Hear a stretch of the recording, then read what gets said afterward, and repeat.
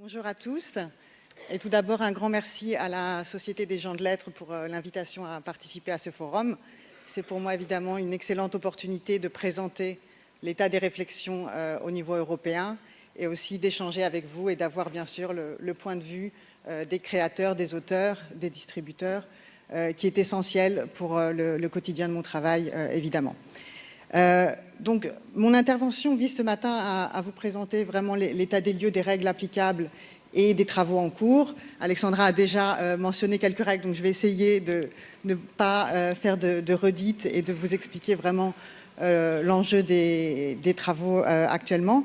Mais d'abord, pour commencer, essayer d'expliquer pourquoi le niveau européen est pertinent dans ce débat sur le droit d'auteur et l'intelligence artificielle, qui remet en question notre manière d'envisager la création artistique, l'élaboration des œuvres et l'utilisation des œuvres, qui est le cœur du droit d'auteur, puisque c'est la vocation donc de protéger et de stimuler la créativité. Donc d'abord, le niveau européen est pertinent puisque la législation sur le droit d'auteur est largement harmonisée au niveau européen. On a un acquis d'une vingtaine de directives et de règlements qui définissent notamment les droits exclusifs qui sont accordés aux auteurs et aux titulaires de droits voisins, mais aussi les exceptions. On y viendra de manière plus détaillée par la suite. Et puis également, puisque l'Union européenne est sur le point de se doter donc, de règles harmonisées sur l'intelligence artificielle. On a cet Artificial Intelligence Act pour lequel il y a eu donc un accord politique il y a quelques jours, qui vise à garantir des meilleures conditions de développement et d'utilisation des intelligences artificielles. Et c'est important de le préciser, c'est la première législation au niveau mondial qui réglementerait les intelligences artificielles au niveau horizontal. Donc c'est quelque chose en matière réglementaire très innovant. Je ne viens pas avec de scoop aujourd'hui puisque l'accord politique doit encore être confirmé au Conseil et au Parlement européen. Donc il est trop tôt encore pour faire des conclusions précises sur les dispositions qui seront contenues dans ce règlement. Mais bien sûr, on peut déjà essayer de réfléchir sur ce qu'il va apporter en termes de droits d'auteur et de création. Donc, on l'a déjà mentionné, mais c'est vrai que les technologies d'intelligence artificielle ont suscité beaucoup d'inquiétudes, notamment depuis le développement des technologies d'intelligence artificielle générative, sur l'idée que les contenus qui sont générés par ces IA peuvent concurrencer les contenus protégés par le droit d'auteur. On aurait par exemple une musique générée par des intelligences artificielles qui deviendrait tout à coup plus attractive, peut-être pour des utilisateurs, puisqu'elle n'est pas soumise au paiement des droits d'auteur. Donc on a ce problème de l'aval finalement, qui est le résultat d'une intelligence artificielle qui entre en concurrence peut-être déloyale avec des contenus créés par des auteurs humains. Ensuite, on a la question de l'utilisation des contenus comme données d'entraînement. Et ça a vraiment été le cœur des discussions au cours des derniers mois, en tout cas au niveau européen, avec donc les discussions sur la transparence qui ont eu lieu dans le cadre des négociations sur le règlement sur l'intelligence artificielle. Donc on voit bien ici la complémentarité entre la législation européenne sur le droit d'auteur qui existe, qui offre déjà un cadre assez solide pour le développement des intelligences artificielles et le respect du droit d'auteur, et la nécessité de plus de transparence avec cette discussion qui a eu lieu dans le cadre d'un autre outil législatif. Donc je vais commencer par rappeler brièvement l'état du droit sur la première question, mais ça a déjà été dit aussi par Alexandra, donc concernant le statut des œuvres créées par les intelligences artificielles. Ensuite, je viendrai plus en détail sur les travaux en cours concernant la mise en œuvre des exceptions pour la fouille de textes et de données. Je présenterai aussi donc l'avancée des discussions sur la transparence avant d'essayer d'évoquer des pistes de réflexion sur les tendances à venir sur le développement des intelligences artificielles. Donc sur le premier point, donc le statut du contenu généré par les IA, la jurisprudence de la Cour européenne est assez claire, puisque le droit d'auteur est une protection qui se fonde sur l'humain et sur l'hypothèse que l'auteur doit être un être humain. La Cour a développé au cours des dernières années une jurisprudence très riche sur la notion d'originalité, pour définir le seuil de protection, pour définir quand est-ce qu'une œuvre peut recevoir la protection par le droit d'auteur. Et cette notion d'originalité est complètement basée sur les choix créatifs de l'auteur qui doivent refléter la personnalité de l'auteur. Donc cette définition exclut déjà complètement les contenus qui seraient complètement générés par des intelligences artificielles. Bien sûr, la question devient plus complexe quand il y a des contenus pour lesquels on a une assistance par une intelligence artificielle. Donc là encore, la jurisprudence peut sans doute évoluer, basée sur cette notion d'originalité, puisque ce qui est important, ça va être le rôle de l'auteur humain dans le procédé de création assisté par la machine. Donc encore une fois, on va devoir évaluer, sans doute au cas par cas, l'originalité apportée par l'auteur humain dans cette création. Donc on voit bien que dans d'autres juridictions, cette question a déjà été présentée et abordée. Elle n'a pas encore été traitée par la Cour européenne de justice. Mais aux États-Unis, on a donc le US Copyright Office qui a récemment rendu une décision pour refuser la protection accordée par le droit d'auteur à une image complètement générée par une machine, justement en utilisant l'argument que la créativité humaine doit être à la base de la protection par le droit d'auteur. Et puis, contrairement à cela, on a une décision plus récente encore en Chine, où on a un tribunal de Pékin qui a reconnu la protection par le droit d'auteur pour une image générée par une intelligence artificielle. Donc, c'était une image générée par le service Stable Diffusion, qui crée des images à partir de textes, à partir de prompts donnés par un auteur humain. Et donc ici, on avait dans ce cas un auteur qui a saisi un tribunal pour avoir une protection contre l'utilisation illégale d'une image qu'il avait générée grâce à un service d'intelligence artificielle générative. Et dans ce cas, la Cour chinoise a reconnu la protection par le droit d'auteur puisqu'elle a estimé que la contribution de l'auteur était suffisante pour en faire une contribution qui, en tout cas, dans cette juridiction, peut recevoir la protection par le droit d'auteur. Donc on voit bien qu'il y a différentes évolutions, mais que la question centrale, c'est le développement de ces créations assistées par la machine, où les juges vont être de manière croissante appelés à se prononcer. Alors, j'en viens maintenant au deuxième point, donc concernant l'utilisation des contenus créatifs comme données d'entraînement des machines. Donc cette notion de fouille de texte et de données que Alexandra a déjà expliquée et qui est une phase fondamentale du développement des intelligences artificielles, pas seulement des intelligences artificielles génératives, mais il y a vraiment ce développement qui est basé sur l'analyse de données qui doivent être recueillies, organisées par des procédés soutenus par des machines. Et donc, on a effectivement, dans la directive sur le droit d'auteur dans le marché unique numérique, on a introduit 2 exceptions au droit d'auteur dans cette directive qui date de 2019. Il est important de rappeler que la mise en œuvre de ces exceptions est très récente. On en est maintenant à 26 États membres qui ont transposé la directive dans le droit national, mais certains l'ont fait il y a seulement quelques mois. La plupart, le délai de transposition était juin 2021. La plupart étaient au moins en retard d'1 an, voire plus. Donc c'est une exception qui est encore très nouvelle, qui doit faire ses preuves et qui doit être mise en œuvre de manière plus large. Donc je parle d'une exception, mais en fait il y en a 2, comme l'a rappelé aussi Alexandra. On a une exception qui autorise la fouille de textes et de données à des fins de recherche scientifique, et on en a une autre, plus large, qui autorise la fouille de textes et de données de manière générale, y compris à des fins commerciales. Dans les 2 cas, il est très important de rappeler qu'il s'agit d'exceptions au droit de reproduction et pas au droit de mise à disposition de contenu au public. Donc c'est une exception qui peut s'appliquer simplement dans cette phase d'analyse, de fouille de textes et de données. Et c'est une exception qui suppose un accès licite au contenu. C'est-à-dire que si une machine autoriserait des contenus qui ont été piratés et mis à disposition en ligne, cette exception ne s'applique pas. On a un mécanisme tout à fait particulier dans le cadre de l'exception plus large, qui est ce mécanisme d'opt-out, qui permet finalement aux titulaires de droit de garder le contrôle de leur contenu et de retenir leur droit exclusif d'autoriser ou d'interdire la reproduction de leur contenu.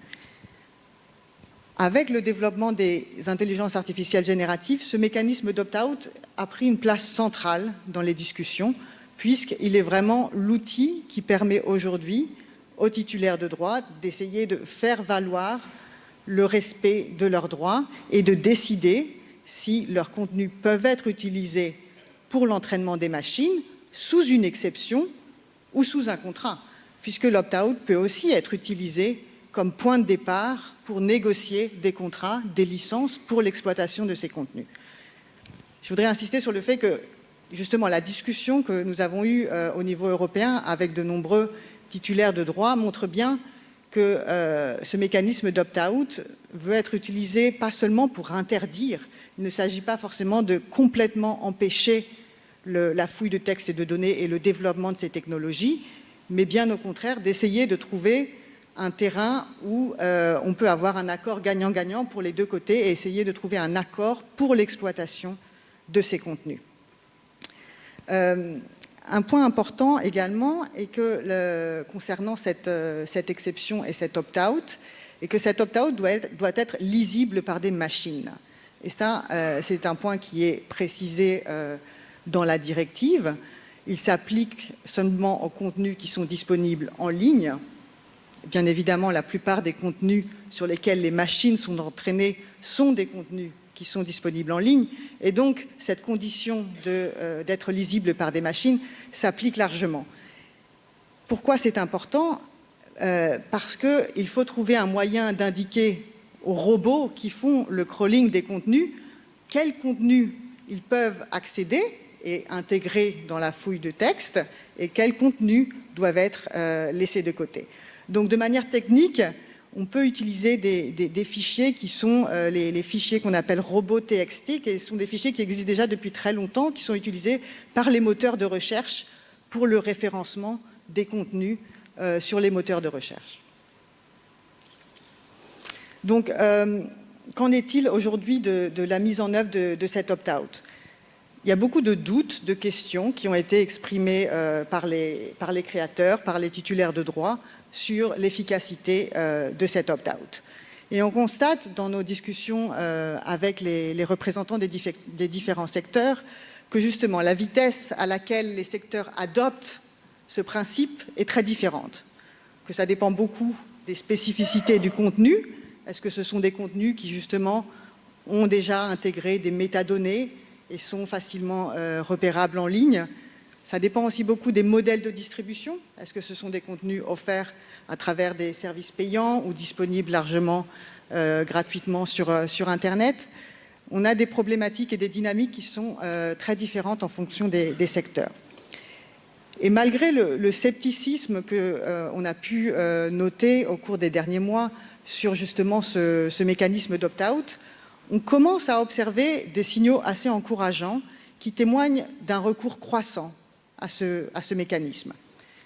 On a premièrement des annonces de la part de certains titulaires de droit, donc des éditeurs de presse, des radiodiffuseurs, des sociétés de gestion collective, qui ont décidé d'exercer cette possibilité d'opt-out, qui ont fait des annonces très larges pour informer justement qu'ils exerçaient cette possibilité, parfois en adaptant aussi les termes de leur site, les termes d'utilisation de leur site internet, ou justement en adoptant des fichiers techniques qui permettent d'empêcher le crawling des contenus.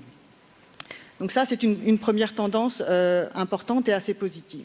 La deuxième, c'est justement le développement de standards et de protocoles qui permettent de soutenir la mise en place effective de l'opt-out, puisqu'on a tous intérêt à avoir justement des solutions communes, techniques, qui harmonisent la manière dont les créateurs peuvent exprimer leur opposition à l'utilisation de leur contenu. On a une initiative qui a déjà été développée depuis plusieurs mois au sein du groupe W3C, qui est un organisme de standardisation du web et qui a développé une solution lisible par les machines qui permet justement de savoir si un contenu peut être fouillé ou non Et sinon, quelles sont les licences qui peuvent être disponibles et auprès de quels titulaires de droit. Donc c'est une solution qui est développée initialement pour le secteur de l'édition, mais qui pourrait aussi s'adapter à d'autres types de contenus. Notre travail actuellement, c'est justement d'essayer d'identifier des initiatives similaires, et il y en a plusieurs, des acteurs privés en Europe qui développent justement des standards et des solutions permettant aux titulaires de droit d'exercer leur opt-out de manière plus claire, plus facile et qui entraîne aussi plus de transparence pour les utilisateurs par la suite. Ces initiatives sont essentielles parce que le risque, sinon, c'est que ce soit les fournisseurs de modèles d'intelligence artificielle qui mettent en place leur propre système. Et c'est déjà le cas. On a vu il y a quelques mois Google et OpenAI qui ont développé leurs propres initiatives qui permettent aux éditeurs de sites Internet. Donc ce sont des initiatives développées directement pour ceux qui ont la responsabilité d'un site Internet pour indiquer s'ils souhaitent ou non que leur contenu soit utilisé. Alors bien sûr, ce sont des initiatives intéressantes, mais elles font peser le poids de l'expression de cette opposition sur les éditeurs de sites Internet qui doivent le faire de manière individuelle pour chaque fournisseur d'intelligence artificielle. Donc en termes de poids administratif, c'est de solutions aussi qui peuvent être beaucoup plus longues et coûteuses si on considère le nombre de modèles d'intelligence artificielle qui pourraient développer de telles initiatives. Donc, quel est le rôle de la Commission européenne dans ce débat? C'est vraiment d'essayer justement de soutenir la mise en place des règles qui existent, la mise en place de l'exception quand elle peut être utilisée, c'est-à-dire quand les modèles d'intelligence artificielle peuvent se conformer aux conditions de l'exception et utiliser des œuvres sous l'exception. Et c'est accompagner les titulaires de droit dans la mise en place efficace de cette opt-out. Donc on réfléchit actuellement justement à des solutions qui pourraient accompagner ce travail, que ce soit par le dialogue entre les parties concernées, puisqu'on observe aussi souvent qu'entre les fournisseurs de modèles et les créateurs ou leurs représentants, il y a des discussions qui sont finalement assez rares et parfois des incompréhensions. Donc, est-ce que la Commission pourrait aussi faciliter cette discussion ou également identifier des outils techniques, les faire connaître par les créateurs pour améliorer justement l'expression de cet opt-out. Alors, je suis bien consciente des complexités et des difficultés techniques. On en discute au quotidien avec les représentants des différents secteurs. Et ce sont justement des questions sur lesquelles on attend encore beaucoup de contributions, de feedback de la part des différents secteurs créatifs pour essayer de trouver des solutions pertinentes. Donc, par exemple, une question, c'est quel est le niveau approprié pour exprimer l'opt-out? Est-ce que ça doit être fait au niveau d'une œuvre individuelle ou au niveau d'un site Internet? Ensuite, à qui incombe l'expression de cet opt-out? Est-ce que c'est aux titulaires de droit directement, aux éditeurs de sites Internet ou aux plateformes qui ont la charge de distribuer les contenus? On a aussi la question du niveau de granularité de cet opt-out. Comment faire en sorte, par exemple, qu'il permette d'empêcher l'utilisation d'un article scientifique, mais que le résumé reste disponible? Comment faire en sorte aussi que cet opt-out ne conduise pas à un déréférencement des contenus sur les moteurs de recherche? On a vraiment des questions techniques, mais qui sont fondamentales pour la préservation des dynamiques actuelles et de la disponibilité des contenus sur Internet. Il y a aussi le lien entre l'exception générale et l'exception recherche, puisque sous l'exception recherche, il n'y a pas d'opt-out et il est important, bien sûr, de garder l'effectivité de cette exception pour les acteurs de la recherche, c'est-à-dire qu'ils puissent bénéficier de tous les contenus dans leur fouille de textes et de données si cela est fait à des fins de recherche scientifique. Enfin, évidemment, on a la question de comment vérifier que cet opt-out a été respecté. Et c'est cette question qui a conduit aux discussions sur la transparence qui ont eu lieu dans le cadre des négociations sur le règlement sur l'intelligence artificielle. Donc, ce règlement, ça a été une proposition de la Commission d'avril 2021, où effectivement, à l'époque, il n'y avait aucune disposition concernant le droit d'auteur, puisque cela prédate le développement des intelligences artificielles génératives, et les discussions ont finalement commencé il y a quelques mois sur ce sujet, avec le Parlement européen qui s'est saisi de cette problématique de la transparence des données d'entraînement et qui a proposé certains amendements pour favoriser cette transparence. Donc on a deux dispositions qui ont été rappelées précédemment, qui ont été introduites dans l'accord politique sur ce règlement. La première, c'est l'obligation pour les fournisseurs de modèles d'IA à usage général, mais y compris les IA génératives, l'obligation de mettre en place des politiques pour s'assurer qu'ils respectent la législation européenne sur le droit d'auteur, y compris pour identifier et respecter les réserves de droit qui ont pu être faites sous l'exception pour la fouille de textes et de données. J'insiste sur la référence à la législation européenne, puisque c'est un point fondamental pour assurer que même des fournisseurs qui font leur entraînement de leur modèle en dehors de l'Union européenne seront également soumis à cette obligation de respecter le droit européen, dans la mesure où ils mettent ensuite en place des modèles qui sont offerts et mis sur le marché européen. Donc c'est une obligation qui va finalement au-delà de la territorialité du droit d'auteur, cette obligation de mettre en place des politiques pour assurer le respect du droit d'auteur. L'autre élément clé qui a été introduit concerne ce résumé suffisamment détaillé des contenus utilisés par les modèles. Et là, la Commission aura un rôle, puisque ce sera le AI Office qui devra définir un template pour ce résumé.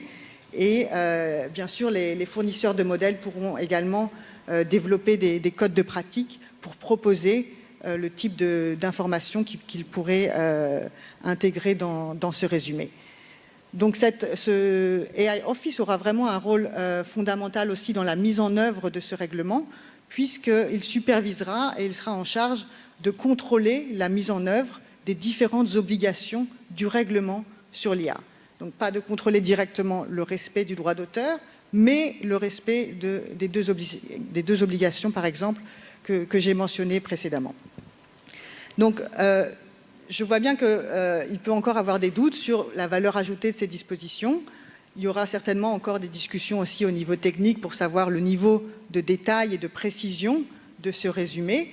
Mais quoi qu'il en soit, je pense que c'est un progrès significatif par rapport à la situation actuelle qui est caractérisée par une grande opacité pour justement, même s'il ne s'agit pas d'une liste exhaustive des contenus, avoir davantage de transparence sur le type de contenu utilisé, les sources exactes qui ont été utilisées. Et c'est cela à quoi sert ce résumé qui devrait être justement un gage de transparence donné par les modèles d'intelligence artificielle. Donc, pour finir maintenant, essayons de voir un peu quels sont les développements à venir sur ce terrain. Je reviens à la mise en œuvre de l'opt-out parce que, comme je le mentionnais précédemment, je pense que c'est juste une étape préalable au développement d'accords de licence pour des contenus qui pourraient être utilisés à des fins d'entraînement des IA, si évidemment c'est la volonté des titulaires de droit. On a déjà des annonces qui ont été faites récemment, notamment l'accord conclu entre OpenAI et Axel Springer sur l'utilisation de leur contenu. Ça aussi, c'est un premier signal qu'il y a un marché de licences qui pourrait émerger pour ce type d'utilisation, qui, il y a encore quelques mois, n'aurait pas forcément fait l'objet d'accords contractuels entre les parties.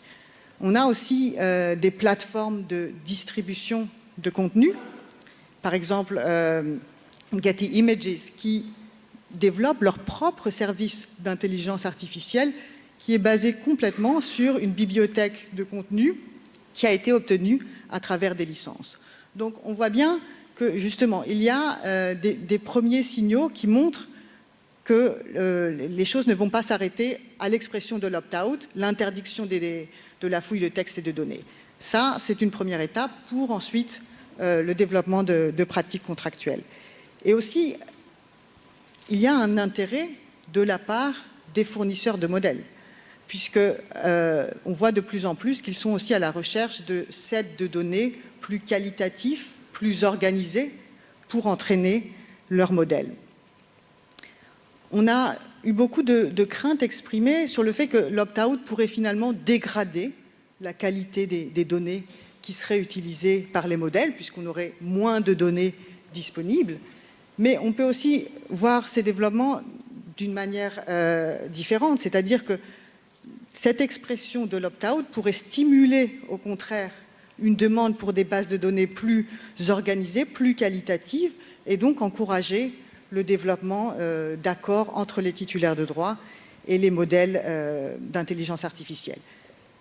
Évidemment, on sait bien que la conclusion de ces accords ne sera pas évidente, qu'il y a des intérêts divergents et qu'il y a aussi des pouvoirs de négociation très différents entre les titulaires de droit et certaines grandes entreprises qui sont derrière les modèles d'intelligence artificielle.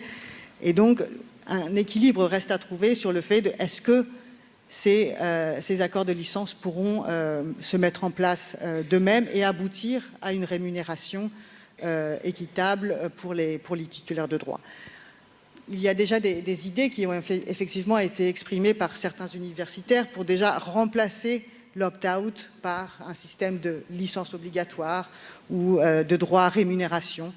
Mais il faut bien voir que si on va vers de telles solutions, on remet en cause l'exercice du droit exclusif qui est actuellement reconnu aux auteurs une fois qu'ils exercent leur opt-out. Donc avant d'aller vers de telles solutions, on doit faire en sorte de faire fonctionner les règles qui existent actuellement et essayer justement d'assurer une bonne complémentarité entre les règles contenues dans la législation européenne sur le droit d'auteur et les règles contenues dans le règlement sur l'intelligence artificielle. Donc c'est vraiment le message que j'ai voulu essayer de passer ce matin, d'essayer de donner une chance aux règles existantes, d'essayer de travailler, et c'est le rôle de la Commission, de travailler à la mise en œuvre effective de ces règles, en collaboration bien sûr avec les États membres et avec les parties prenantes, pour essayer de trouver des solutions pratiques aux défis qui sont posés aujourd'hui par l'évolution très rapide de ces modèles. Et donc on a des outils existants très solides au niveau européen et on est tout à fait favorable aussi à plus de discussions avec les titulaires de droit pour soutenir les efforts pour trouver des solutions équilibrées entre innovation et protection du droit d'auteur. Merci.